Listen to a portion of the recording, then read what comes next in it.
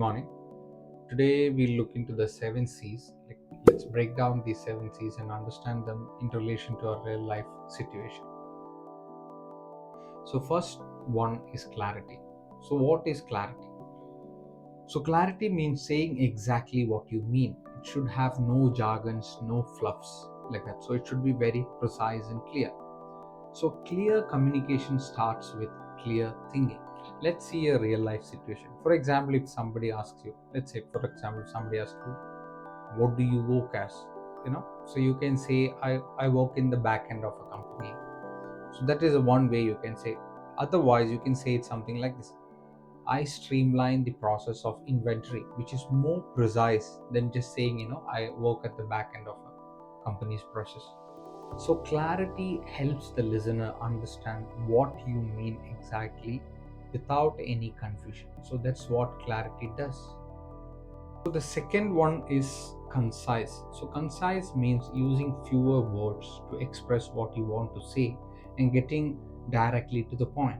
So, what concise does is that when you are concise in your communication, it will show that you are confident, and it will be easy for the listener to remember what you say.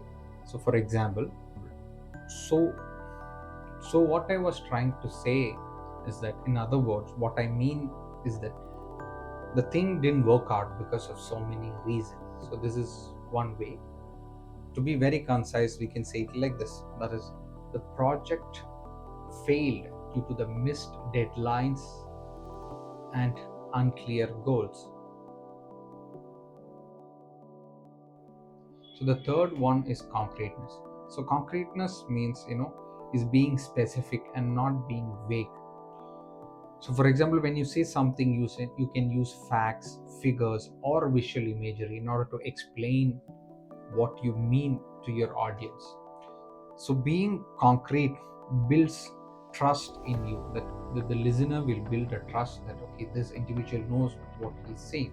For example, let's say in our field, uh, let's say if I'm trying to explain to somebody about what is the ear and what is the function of the ear, and I just say, there is an external ear component, which is a tympanic membrane, then there is an inner ear bones and things.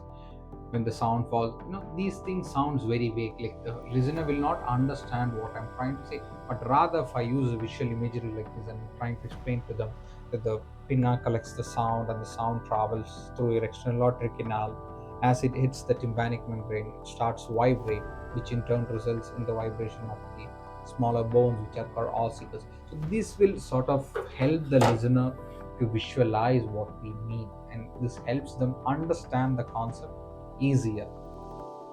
So the fourth one is correctness. Correctness is actually, I think you would probably already know. So being correct is in terms of the grammar, the words you use, and most importantly, the tone.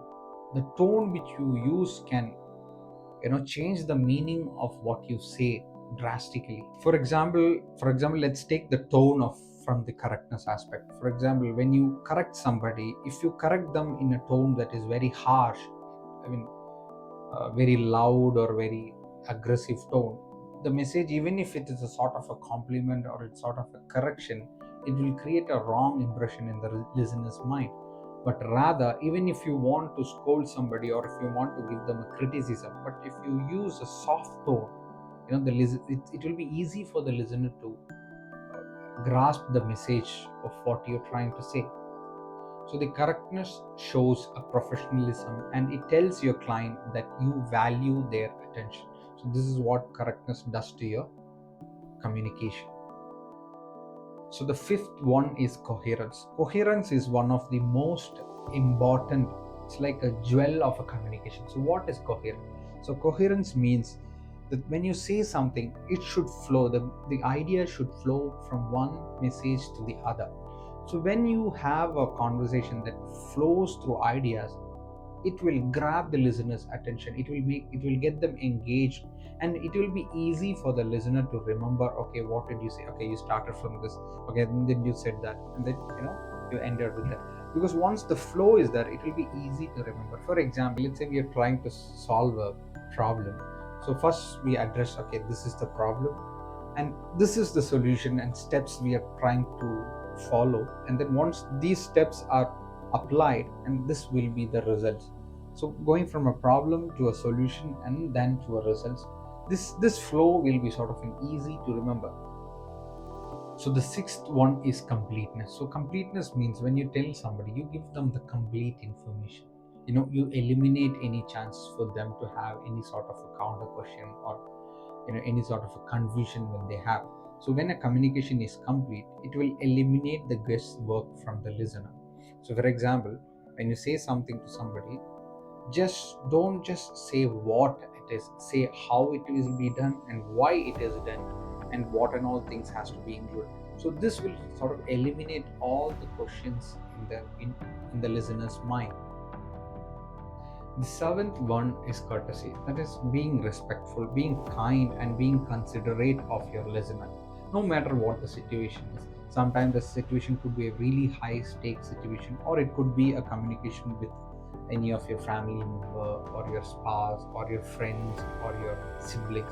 So whatever the situation could be, so having courtesy in your communication actually strengthens your relationship with your employee, or your family members, or your friends.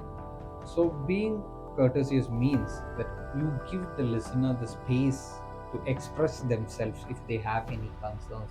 It will pave a way for honest communication and discussion, which will help you go a really long way in terms of addressing or solving any issues. So, for example, if somebody tells something to you and you tell them, no, you're wrong.